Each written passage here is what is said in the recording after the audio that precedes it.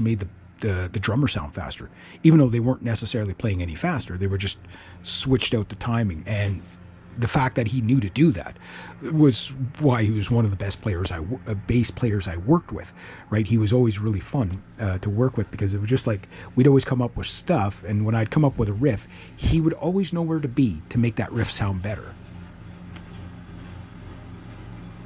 Sounds like a lawnmower attack.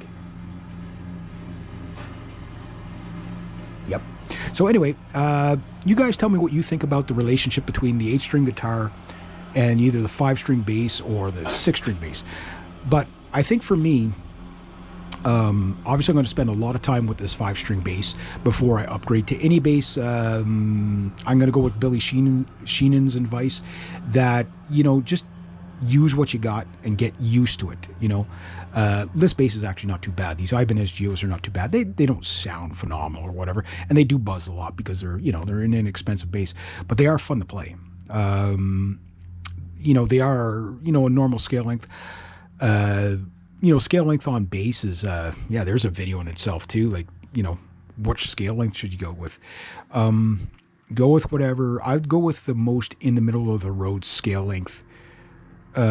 Just so that you're learning on something. Okay, it might be a little bit harder to learn, but you're going to learn, you're not going to have to relearn it later.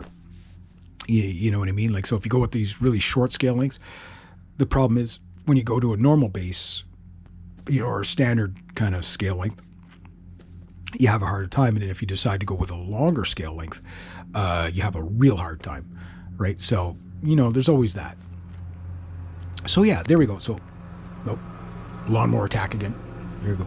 So anyway, I'm going to leave it at about that. So you guys, put your input on how you guys, if you've done a lot of recording with the 8-string. I haven't done a lot of recording with that yet, a bit. I'm working on it, right?